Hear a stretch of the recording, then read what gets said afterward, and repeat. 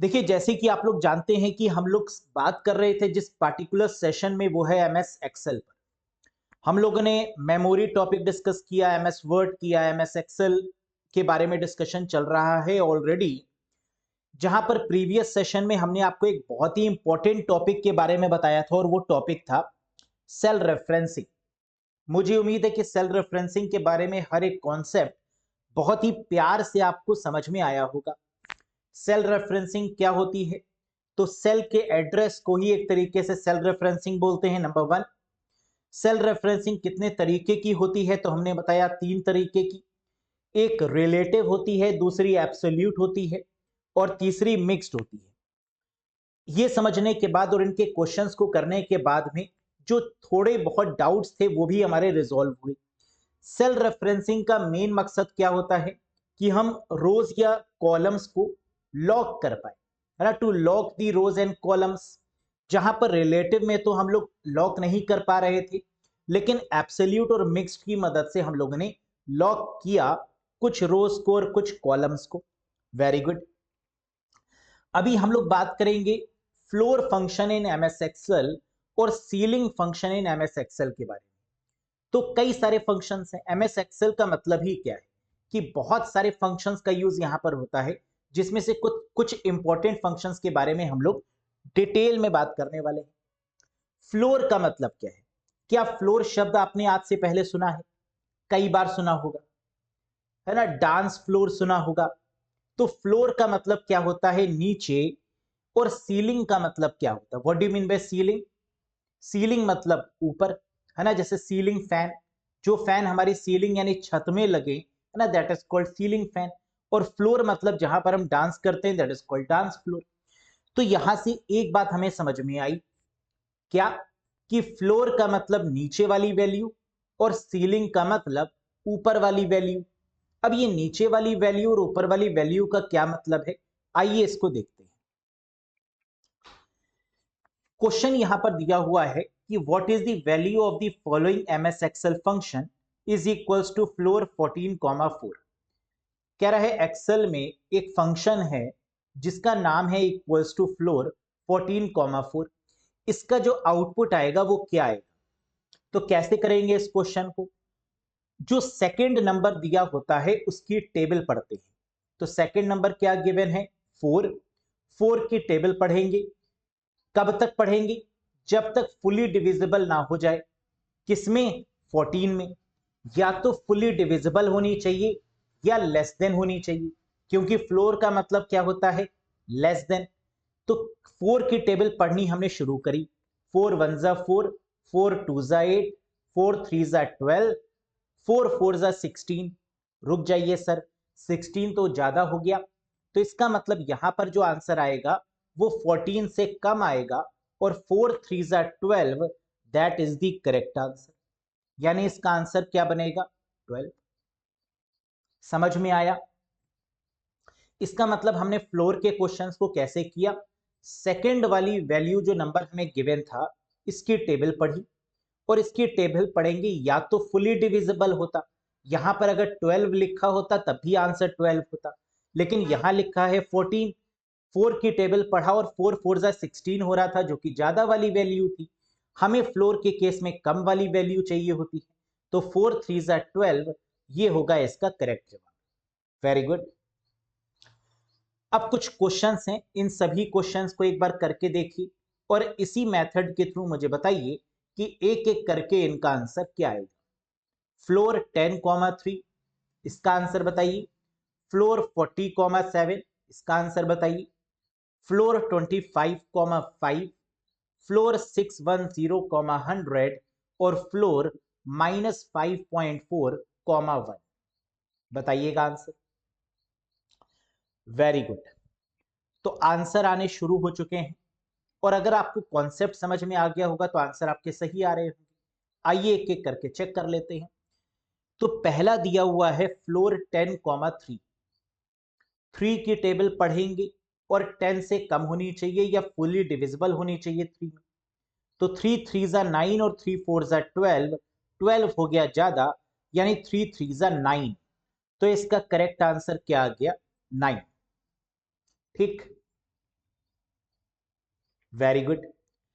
फिर दूसरा question given है फ्लोर 40,7, 7 की टेबल पढ़ेंगे और 40 में देखेंगे क्या ये फुली डिविजिबल है, तो फुली डिविजिबल तो होगा नहीं, इससे कम वाली वैल्यू आएगी 40 से, तो 7 5 जा 35 ना, 7 6 जा 42 ज्यादा हो गया, तो 7 5 जा 35 यानी 35 इज द करेक्ट वन।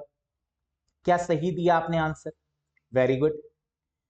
तीसरे केस में हमने देखा 5 दिया हुआ है और 25 है, 5 की टेबल पढ़ेंगे, क्या ये 25 में फुली डिविजिबल है? 5 5 जा 25 बिल्कुल है, तो इसका मतलब इस केस में हम कम वाली वैल्यू नहीं लिखेंगे, इक्वल वाली वैल्यू लिखेंगे, क्योंकि लेस देन भी हो सकता है और इक्वल भी हो सकता है, तो फुली डिविजिबल हो गया, तो आंसर बनेगा 25। ग्रेट। 100 की टेबल पढ़ेंगे, क्या 610 में फुली डिविजिबल होगा? बिल्कुल नहीं होगा, 100 6 जा 600 होता है, तो इसका करेक्ट आंसर क्या हो गया? 600। यहां तक तो आपने सही दिया होगा। अब आता है आखिरी वाला क्वेश्चन, फ्लोर -5.4, 1, जहां पर आपकी बत्ती गुल होने वाली है, तो मुझे बताइए कि आखिरी वाले में आंसर क्या होगा? जबकि है बहुत आसान, थोड़ा सा सोचिए, है ना, मैथ्स तो आप लोग पढ़ते हैं, बताइए इसका आंसर क्या होगा? नॉर्मल सी बात है सर, आपने कहा या तो फुली डिविजिबल होगा या फिर लेस होगा। माइनस के केस में जो वैल्यू ग्रेटर होती है वो वैल्यू लेस होती है, आप जानते हैं। तो माइनस के केस में अगर हम यहां पर आंसर -5 लिखेंगे, तो -5 तो वैल्यू क्या हो गई? ग्रेटर हो गई इससे। और अगर -6 लिखेंगे तो वैल्यू लेस देन होगी, क्योंकि वैल्यू जो ग्रेटर होती है वो लेस होती है। तो इसका मतलब यहां पर आंसर क्या आ जाएगा? -6। 1 की टेबल पढ़ेंगे, 1 6 जा 6, ये छोटा है -6। 1 5 जा 5 क्यों नहीं हुआ? क्योंकि 5 जो है, माइनस का 5 अगर होता तो ये -5.4 से ग्रेटर होता, और ग्रेटर वाली वैल्यू तो आती नहीं है, स्मॉलर वाली वैल्यू आती है, तो आंसर क्या होगा? -6 होगा। मुझे बताओ, क्या ये बात समझ में आई? माइनस की वजह से यहां पर आंसर 6 आ रहा है, क्योंकि माइनस में जो ग्रेटर वाली वैल्यू होगी, है ना, वही तो स्मॉलर होगी। बस ये कॉन्सेप्ट याद रखना है, तो आंसर आपका कभी भी गलत नहीं होगा। ये तो बात हो गई फ्लोर फंक्शन के बारे में, जहां पर मैक्सिमम पॉसिबिलिटीज ऐसे ही क्वेश्चन की होती है। अब इसके बाद डिस्कस करेंगे सीलिंग फंक्शन के बारे में, यानी फ्लोर का ठीक उल्टा, the opposite of the floor. Ceiling का मतलब, जैसे फैन कहाँ लगता है? सीलिंग में, यानी ऊपर की तरफ। तो यहां पर जो हम टेबल पढ़ रहे होंगे, या तो वैल्यू इक्वल होगी, या तो बराबर हो गई उसकी, या फिर ग्रेटर होगी। तो या तो इक्वल होगी या तो ग्रेटर होगी, इसी बात पे हमें फोकस करके चलना है। तो आइए देख लेते हैं, बताइए answer. What is the value of the following MS Excel function equals to ceiling 14,4? 4 की टेबल पढ़ेंगे, जो कि फुली डिविजिबल होनी चाहिए 14 में, क्या होगी? बिल्कुल नहीं। तो अगर नहीं होगी तो ग्रेटर वाली वैल्यू, 4 4 जा 16, यानी आंसर होगा ऑप्शन नंबर 3, दैट इज 16। है आसान सा क्वेश्चन, वेरी गुड। नेक्स्ट, इसी तरीके से बैक टू बैक 3 क्वेश्चंस और हैं, इन तीनों के आंसर्स मुझे बताइए कि सीलिंग 10,3 के केस में आंसर क्या होगा, सीलिंग 40,7 के केस में आंसर क्या होगा, और सीलिंग 25,5 के केस में आंसर क्या होगा।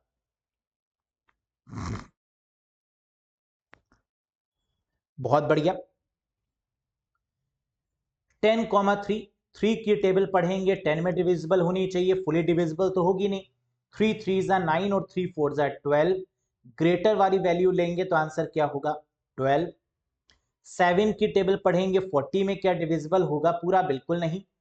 तो यहां पर 7 6 जा 42, that is the correct one.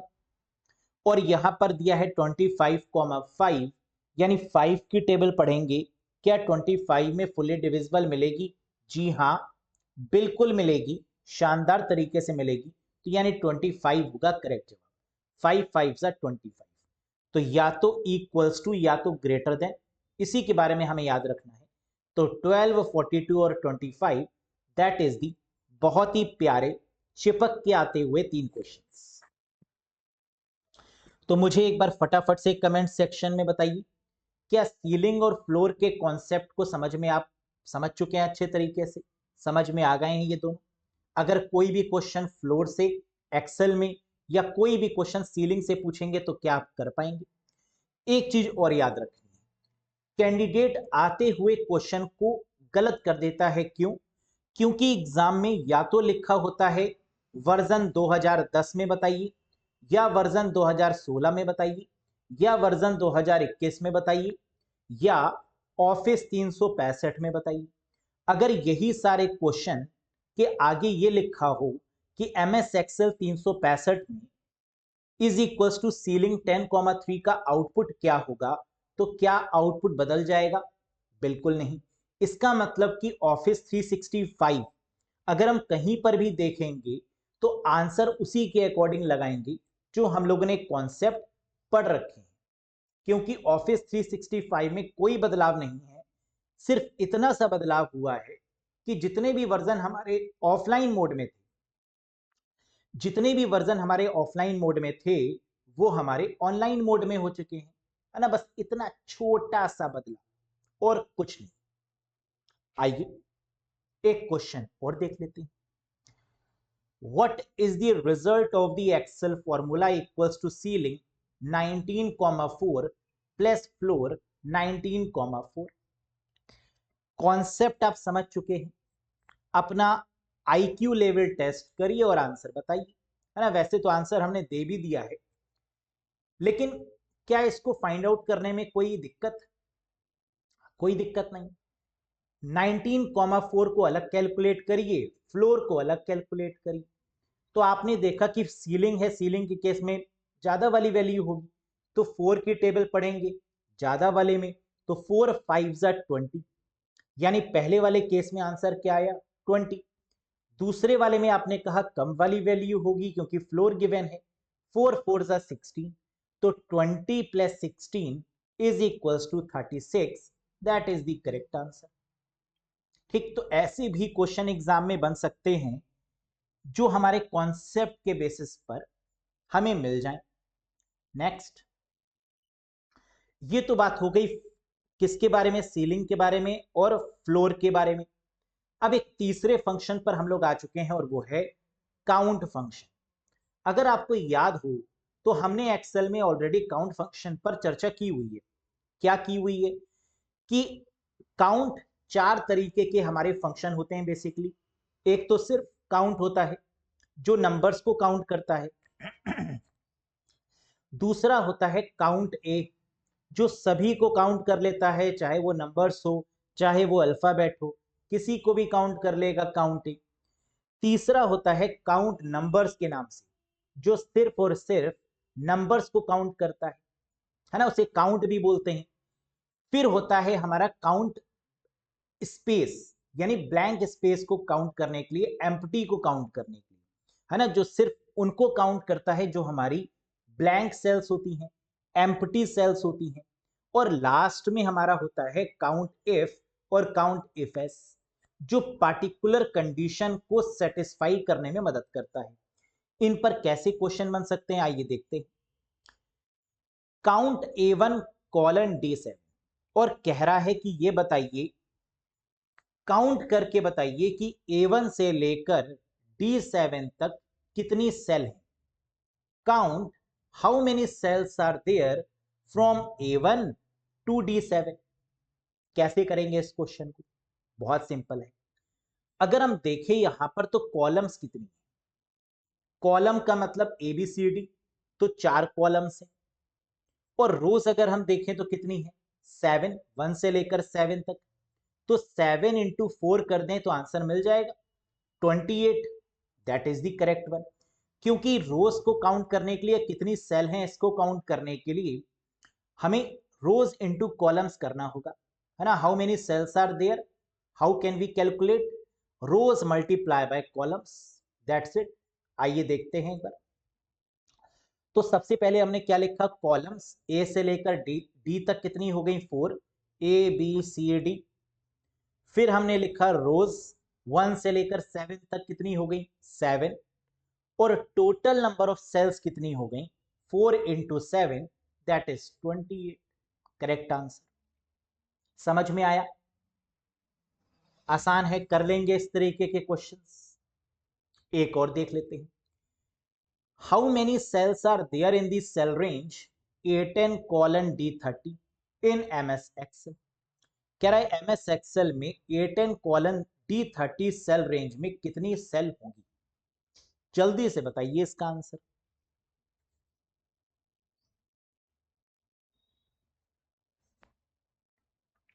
गलत भी होता है जल्दी से देने में, है ना, तो टाइम ले सकते हैं अपना। ए से लेकर डी तक, यानी एक बात तो श्योर है कि यहां पर नंबर ऑफ कॉलम्स कितनी होंगी ABCD 4, रोज कितनी होंगी यहां पर, how many rows are there, तो 10 से लेकर 30 तक अगर काउंट करें तो 21 होता है ना। 10 से लेकर अगर 30 तक आप काउंट करेंगे तो क्या होगा 21 रोज, और 21 into 4 that is equals to 84। ये होगा आपका करेक्ट जवाब, that is the right one. लेकिन जल्दी में कुछ कैंडिडेट्स क्या करते हैं पता है, ABCD 4 10 से लेकर 30 तक काउंट करना है तो कहते हैं 30 माइनस 10 कर देते हैं और कहते हैं 20, है ना। आप में से शायद किसी ने ये गलती जरूर की होगी, और 20 मल्टीप्लाई बाय 4 करते हैं और आंसर देते हैं 80, है ना। देखो ऑप्शन में दिया भी हुआ है, लेकिन वो भूल जाते हैं कि जब हम 10 से 30 तक काउंट कर रहे हैं तो 10 को भी तो काउंट करेंगे, है ना। तो 10 से लेकर 30 तक की काउंटिंग क्या कहलाती है 21, और 21 इंटू 4 क्या हो गया 84। क्या ये बात समझ में आई? तो उस नंबर को स्किप कर जाते हैं, माइनस नहीं करना है, काउंट करना है। समझ में आया गाइस? Very good. अब कई बार इमेजेस देकर भी क्वेश्चन में पूछ लिया जाता है कि ये बताइए कि काउंट A1:A5 में ये एक टेबल गिवन है आपको, और बताइए कि इसका आंसर क्या होगा। बहुत सिंपल क्वेश्चन। हमें मालूम है कि A1 में क्या गिवन है QTY, A2 में गिवन है 50, A3 हमारी ब्लैंक है, A4 5.5 है, और A5 में 10 है। हम ये भी जानते हैं कि काउंट वाली वैल्यूज सिर्फ नंबर को थ्रो करती है ना। नंबर्स तो यहाँ नंबर कितने हैं 50, 5.1 और 5.5 और 10, यानी सिर्फ 3 नंबर्स हैं, तो आंसर क्या होगा 3 होगा। इतना आसान क्वेश्चन। वेरी गुड, समझ में आया ना। काउंट क्या करता है, सिर्फ नंबर्स को काउंट करता है कि कितने नंबर्स हैं।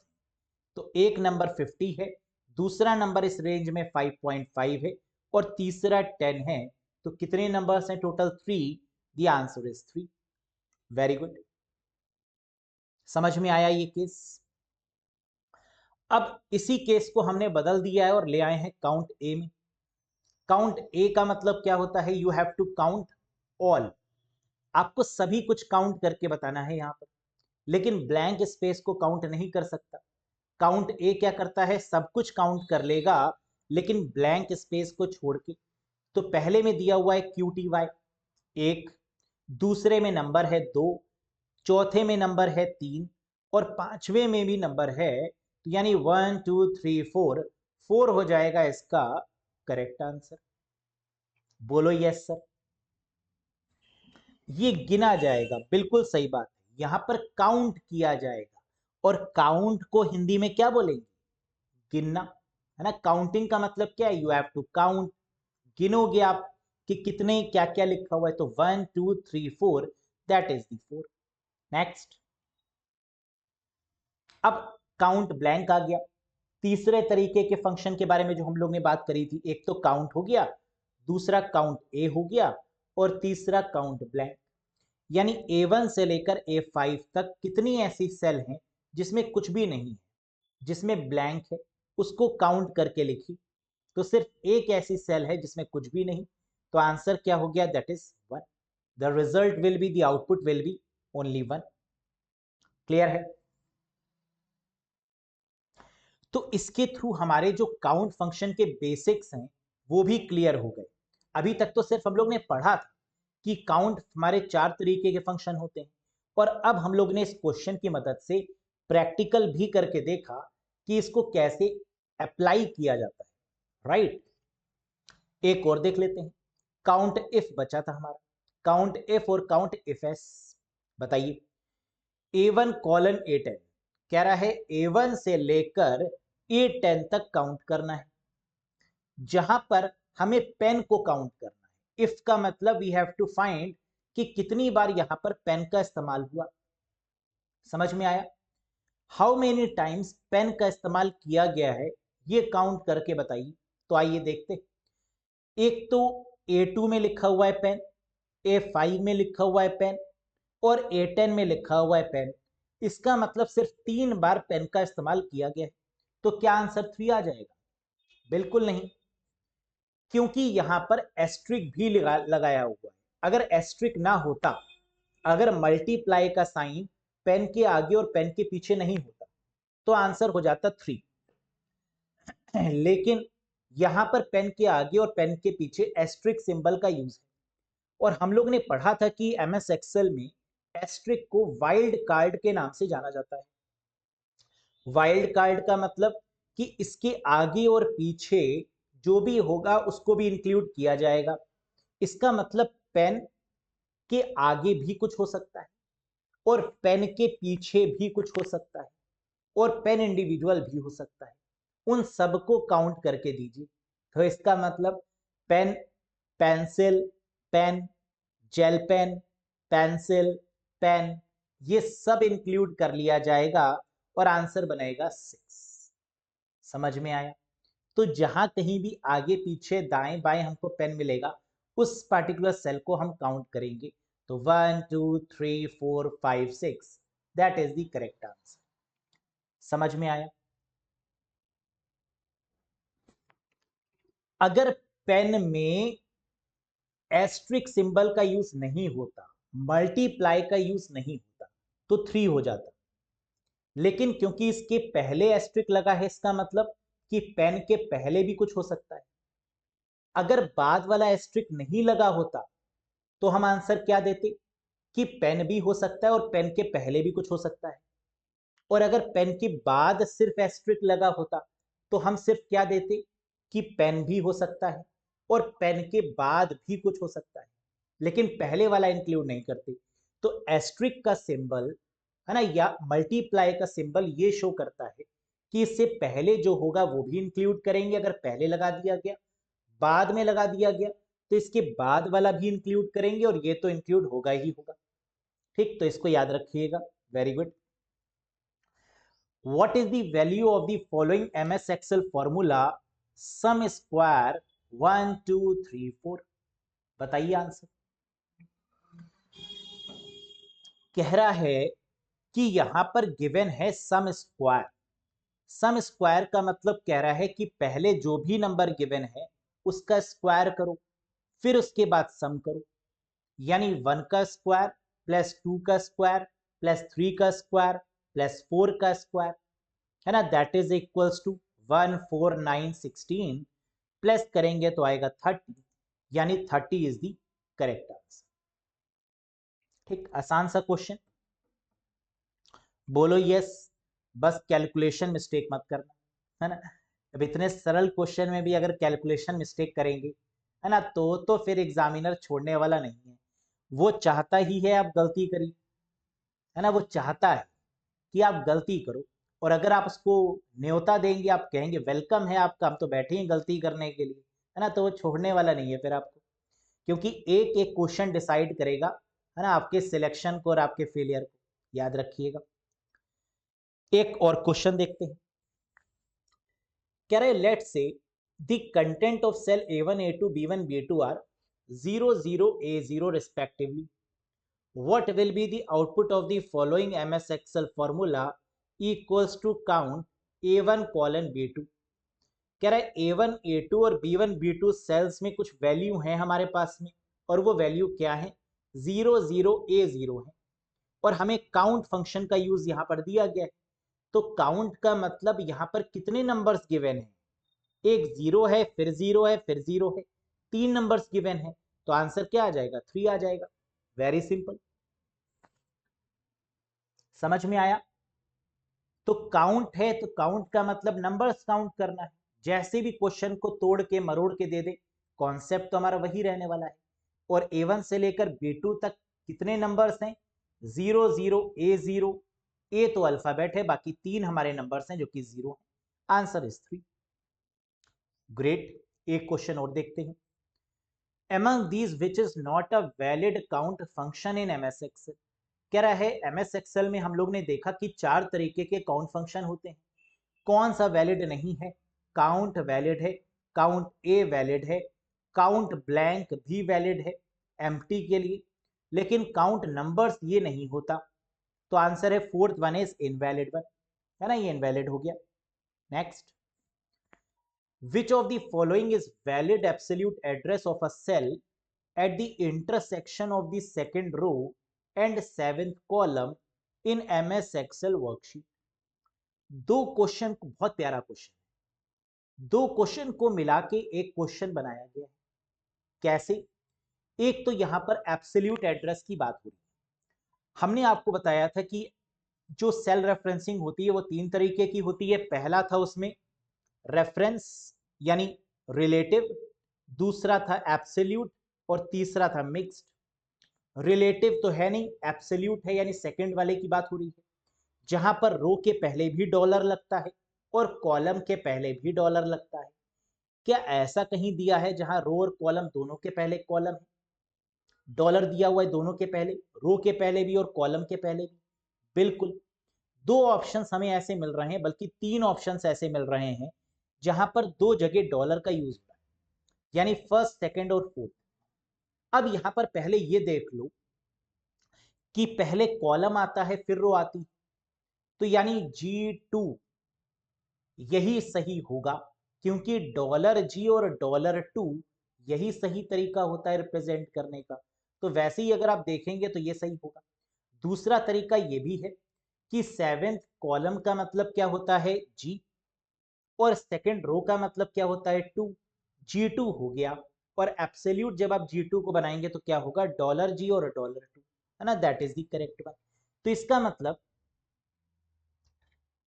इसका मतलब सिंपल है कि यहां पर दो क्वेश्चंस को मिला के एक क्वेश्चन बना दिया गया, है ना। एक तो आपको सेकंड रो और सेवेंथ कॉलम वाला कॉन्सेप्ट पता होना चाहिए कि पहले कॉलम को रखेंगे फिर रो को रखेंगे, और दूसरा आपको एब्सोल्यूट का कॉन्सेप्ट पता होना चाहिए कि दोनों के पहले डॉलर का साइन यूज होगा। That's it. यस, समझ में आ गया? नेक्स्ट देख लेते हैं। Which tool helps better for what if analysis in MS Excel। कह रहा है MS Excel में अगर आपको व्हाट इफ एनालिसिस करनी है तो इसमें से कौन सा टूल सबसे बेस्ट? व्हाट इफ का मतलब क्या होता है? हम लोग व्हाट का यूज कब करते हैं? जब हमें कोई डिसीजन लेना होता है। तो इसमें से ऐसा कौन सा पॉइंट है जो डिसीजन मेकिंग के लिए सबसे बेस्ट है? ट्रैक चेंज, फॉर्मूला ऑडिटिंग, गोल सीक या पाइवेट टेबल? इसे बोलते हैं गोल सीक। व्हाट इफ एनालिसिस बोले या डिसीजन मेकिंग बोले, इसके लिए जो टूल यूज होता है MS Excel में that is called goal seek. ये है क्या? आइए देखते हैं। 3 types of what if analysis tools come with Excel. Excel में 3 तरीके के व्हाट इफ एनालिसिस टूल्स होते हैं। पहला सिनेरियो, दूसरा गोल सीक और तीसरा डेटा टेबल। इन तीनों को हम डिसीजन मेकिंग के लिए यूज करते हैं और इन तीनों को ही व्हाट इफ एनालिसिस के नाम से जानते हैं। तो कभी भी अगर क्वेश्चन में व्हाट इफ एनालिसिस गिवन होगा तो या तो आंसर में सिनेरियो होगा, या आंसर में गोल सीक होगा, या फिर डेटा टेबल होगा, है ना। याद रखिएगा इस बात को। A doughnut chart in MS Excel is similar to. कह रहा है एक चीज बताइए, एक्सेल में एक चार्ट होता है जिसका नाम है डोनेट चार्ट या डॉगनेट चार्ट भी बोलते हैं, और इन शॉर्ट इसको डोनेट बोलते हैं, है ना। जी यहां पर साइलेंट होता है, तो डोनेट चार्ट के नाम से बोलते हैं। एक्सेल में जो ये चार्ट है ये कैसा दिखता है? आंसर है पाई चार्ट जैसा दिखता है। होता तो ये पाई चार्ट से थोड़ा सुपीरियर है ना। जो पाई चार्ट होता है वो आप जानते हैं किस तरीके से शो होता है, उससे सुपीरियर चार्ट होता है जिसे बोलते हैं डोनेट चार्ट। कुछ इस तरीके का होता है ये chart. Next, by default a Microsoft Excel 2016 workbook contain dash worksheet. कह रहा है बताइए 2016 वाले वर्जन में कितनी वर्कशीट होती हैं। 2016, तो मैंने आपको बताया था कि लास्ट के 3 वर्जन में एक वर्कशीट है और एमएस ऑफिस 365 में भी एक वर्कशीट है, तो आंसर यहां पर क्या होगा 1। लेकिन अगर 16 19 और 21 के अलावा कोई भी वर्जन की बात हो रही होगी तो आंसर होगा 3 बाय डिफॉल्ट वर्कशीट। लेकिन अगर किसी भी वर्जन की बात नहीं हो रही होगी, सिर्फ इतना ही पूछा जाए कि by default Microsoft Excel workbook contain dash worksheet, तो आंसर क्या होगा कमेंट बॉक्स में बताइए। If there is no any version mentioned guys, बिल्कुल सही, इस केस में आंसर होगा 3। अगर कोई भी वर्जन मेंशन नहीं होगा तो हम आपको पहले भी बता चुके हैं कि करेक्ट आंसर गाइस क्या होगा, that is 3। Next, to insert a new worksheet in MS Excel we press. अगर हमें नई वर्कशीट इंसर्ट करनी है एक्सेल में तो हम क्या प्रेस करेंगे। शिफ्ट F5 ना, शिफ्ट F6 बिल्कुल नहीं, शिफ्ट F10 नहीं, शिफ्ट F11 बिल्कुल सही। तो शिफ्ट F11 की मदद से हम कई सारी वर्कशीट्स को ऐड कर सकते हैं या कई सारी वर्कशीट्स को इंसर्ट कर सकते हैं एक्सेल शीट में। क्लियर है guys, very good. Floor 2.4 plus ceil 2.9 is equals to, वैसे ही क्वेश्चन जैसे अभी हम लोग ने किया था, लेकिन यहां पर हमें कॉमा में कुछ नहीं दिया हुआ है, हमें डायरेक्ट वैल्यू दे दी है 2.4 और 2.9। अब पूछा गया है कि इसका रिजल्ट हमें बताइए। बहुत सिंपल है, हम जानते हैं फ्लोर के केस में कम वाली वैल्यू होती है और सीलिंग के केस में ग्रेटर वाली वैल्यू। तो 2.4 को कर देंगे 2 और 2.9 को कर देंगे 3, तो 2 प्लस 3 इज इक्वल्स टू 5, यानी करेक्ट आंसर बनेगा 5। बोलो यस सर, समझ में आया है ना, आसान सा क्वेश्चन समझ में आया।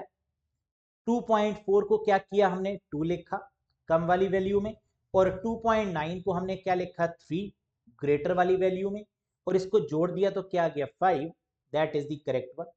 Next, count 1 2 3 return. कह रहा है काउंट करिए और बताइए कि इसका आंसर क्या होगा, है ना, बहुत सिंपल सा क्वेश्चन।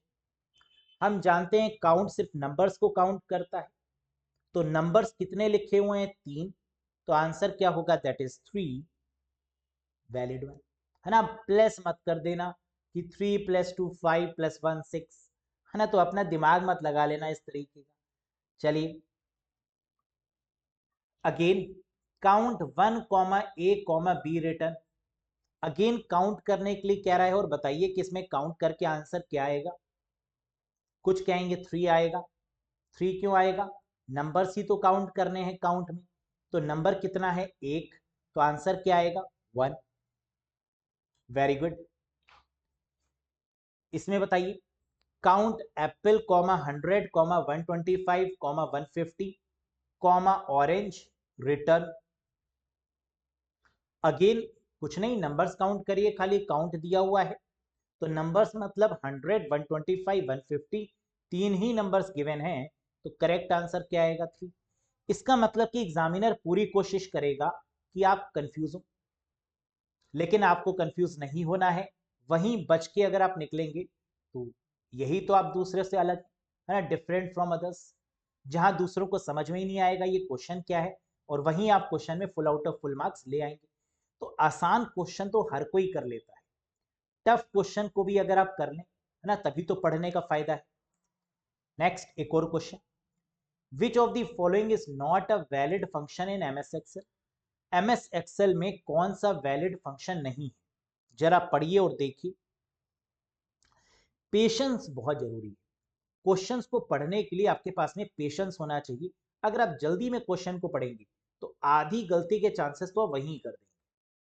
सम, ये फंक्शन होता है तो ये वैलिड है, काउंट भी होता है और काउंट ए भी होता है, लेकिन सब्ट्रैक्ट कोई फंक्शन नहीं होता। SUB होता है लेकिन सब्ट्रैक्ट नाम का नहीं होता। तो सम है, काउंट ए है, लेकिन सब्ट्रैक्ट नहीं है। Very good. Next, in MS Excel tiny charts placed in single cell are called. कह रहा है एक्सेल शीट में नन्हे मुन्ने छोटे छोटे चार्ट्स रखे जाते हैं सेल के अंदर। ध्यान से देखिए, इन अ सिंगल सेल, एक सेल के अंदर चार्ट्स को रखा जाता है। सेल खुद इतनी छोटी होती है और सेल के अंदर अगर चार्ट को रख देंगे तो सोचो उस चार्ट को क्या बोलेंगे? Sparkline, data tray, pivot table या फिल्टर? करेक्ट आंसर होगा स्पार्क लाइन। जो सेल के अंदर छोटे छोटे चार्ट्स होते हैं उनको क्या बोलते हैं? स्पार्क लाइन बोलते हैं। याद रहेगा, हमने यहां पर आपको दिखाया भी। रेगुलर स्पार्क लाइन कुछ इस तरीके की होती है, मिनिमम और मैक्सिमम पॉइंट्स को डिनोट करती हुई spark line, first and last point को डिनोट करती हुई स्पार्क लाइन, मार्कर्स यानी हर जगह पर मार्कर लगे हुए हैं, कॉलम चार्ट जहां छोटे छोटे कॉलम्स के थ्रू रिप्रेजेंट किया गया है, और विन लॉस चार्ट जहां पर विन के केस में ग्रीन और लॉस के केस में रेड से डिनोट किया गया है। तो इन चार्ट्स को बोलते हैं स्पार्क लाइन, जो सेल के अंदर यूज किए जाते हैं। समझ में आ गया होगा? यस। तो हम मान के चलें कि ये बात आपको समझ में आ रही है। देखो, बहुत छोटे छोटे से कॉन्सेप्ट हैं लेकिन है बहुत प्यारे, है ना? बहुत प्यारे कॉन्सेप्ट हैं ये एक्सेल शीट। एक क्वेश्चन और देख लेते हैं, प्रीवियस ईयर का क्वेश्चन है। इन MS Excel 365 which of the following appears across the top of the screen? Excel 365 में स्क्रीन के ऊपर दिखाई देता है, टाइटल बार के नीचे है, and contain all the commands, और इसमें सारे कमांड्स होते हैं, फॉर्मूला होता है, फीचर्स होते हैं, needed to create the data intense spreadsheet. इसे क्या बोलते हैं? रूलर, स्क्रॉल बार, रिबन या स्टेटस बार? बहुत simple, that is called ribbon. Title bar के नीचे वाला एरिया जिसमें कमांड्स भी हैं, फॉर्मूले भी हैं, फीचर भी हैं, है ना, इन सबको क्या बोलते हैं? रिबन बोलते हैं। कितना आसान क्वेश्चन है, क्लियर? तो रिबन हम आपको पहले भी बता चुके हैं। देखो, ये क्वेश्चन इन्होंने क्या किया, एक्सेल 365 लगा के पूछ लिया। ये नॉर्मल इन MS एक्सेल भी तो लिख के पूछ सकते थे, नहीं पूछा। क्यों? क्योंकि जैसे ही कैंडिडेट देखेगा इन MS एक्सेल 365, वो यहीं घबरा जाएगा, कह रहा है अरे ये तो हमने पढ़ा ही नहीं, इसका मतलब इस क्वेश्चन का आंसर हम दे ही नहीं पाएंगे, है ना? बस यही गलती नहीं करनी। तो वर्जन पे और 365 पे फोकस ना करके क्वेश्चन को अच्छे से पढ़ना है, आंसर आप कर पाएंगे। Next, which of the following is the correct option in MS Excel 365? If a value in a cell of column A and row 10 is to be referred in a function or formula? MS Excel 365 में निम्नलिखित में से कौन सा सही विकल्प है? यदि कॉलम ए और पंक्ति 10 के रो 10 के सेल में मान को फंक्शन या सूत्र में संदर्भित किया जाता है तो आंसर क्या होगा? बहुत आसान है, हम लोग जानते हैं कि इस केस में आंसर क्या होगा? A10, पहले कॉलम फिर रो, तो कॉलम मतलब A, रो मतलब 10, यानी correct answer is A10। Next, which of the following is math and trigonometric function available in MS Excel 365? कह रहा है इनमें से ऐसा कौन सा है जो MS Excel में मैथ और ट्रिग्नोमेट्री रिलेटेड फंक्शन है? एक्सेल 365 में निम्नलिखित में से कौन सा गणित और त्रिकोणमितीय कार्य उपलब्ध कराता है? टेक्स्ट का मतलब तो कैरेक्टर्स होगा, ABC का मतलब एब्सोल्यूट वैल्यू होगा, लॉजिकल फंक्शन का मतलब यस या नो में वैल्यू देना होगा, फाइनेंशियल फंक्शन का मतलब कि फाइनेंस रिलेटेड यहां पर बात हो रही है। करेक्ट क्या होगा? एब्सोल्यूट, क्योंकि एब्सोल्यूट क्या करेगा? किसी भी वैल्यू की एब्सोल्यूट फंक्शन को देगा। अब आपको देखते ही समझ में आ जाना चाहिए कि मैथ की बात हो रही है, टेक्स्ट हो नहीं सकता, लॉजिक की बात हो रही है, यस या नो कोई मतलब नहीं है, फाइनेंशियल फंक्शन कुछ होता ही नहीं है, तो आंसर क्या बनेगा? Absolute function. Next, each cell in the worksheet of MS Excel 365 is identified by a cell. MS Excel 365 की वर्कशीट में प्रत्येक सेल को एक सेल द्वारा पहचाना जाता है। पहचानने के लिए उसके एड्रेस की रिक्वायरमेंट होती है, जब भी हम किसी सेल पर क्लिक करते हैं हमें उस सेल के एड्रेस मिल जाता है, और सेल के एड्रेस को क्या बोलते हैं? तो आप कहेंगे सर ये तो हम जानते हैं, सेल का एड्रेस नेम बॉक्स में दिखता है और इसी को सेल रेफरेंस बोला जाता है ना? तो कैसे घुमा के पूछ, इसीलिए कॉन्सेप्ट को पढ़ना इंपॉर्टेंट है। जब हमने सेल रेफरेंसिंग पढ़ाया था तो हमने आपको बताया था कि सेल के एड्रेस को ही सेल रेफरेंसिंग बोलते हैं, है ना? तो B4 क्या हो गया? सेल रेफरेंस हो गया यहाँ पर। क्लियर है? Very good. Which of the following shortcut key is used to quickly create a new blank workbook in MS Excel 2010? Version से हमें कोई मतलब ही नहीं है यहाँ पर। MS Excel 2010 में एक नई खाली वर्कबुक को जल्दी से बनाने के लिए निम्न में से किस शॉर्टकट कुंजी का उपयोग किया जाता है? तो नई फाइल को क्रिएट करने के लिए वर्ड, एक्सेल या पावर पॉइंट किसी में भी Ctrl+N का यूज करते हैं। तो कई सारे कैंडिडेट्स ने हमसे ये कहा कि सर इस क्वेश्चन का आंसर हमें आते थे, लेकिन 365 लिखने की वजह से या वर्जन स्पेसिफिक लिखने की वजह से हमें ये लगा कहीं इस वर्जन में आंसर अलग तो नहीं, कहीं इस वर्जन में हमारे साथ में कुछ खेल तो नहीं खेला जा रहा है, क्या Ctrl+N इतना आसान क्वेश्चन पूछ लेंगे, है ना? तो उन्होंने गलती में कुछ और लगा दिया, Ctrl+Shift+N कर दिया कि हो सकता है कुछ अलग ही हो, है ना? तो तुक्का नहीं लगाना है, जो आपने पढ़ा है वो बिल्कुल सही है। एग्जामिनर कंफ्यूज करेगा, है ना, लेकिन होंगे नहीं। समझ में आई बात? वही हमारी जीत है कि हम क्वेश्चन को अच्छे से समझें और उसके आंसर को लगाने की कोशिश करें। That's it. तो इसी के साथ एक्सेल शीट समाप्त होती है। जितने भी क्वेश्चंस पूछे गए प्रीवियस ईयर में वो भी हम लोग ने देखे, और जो नए कॉन्सेप्ट्स थे वो भी हम लोग ने देखे। नए सेशन में शुरुआत करेंगे एक नए टॉपिक की। That's all for today guys. Thank you very much. Bye bye and take care.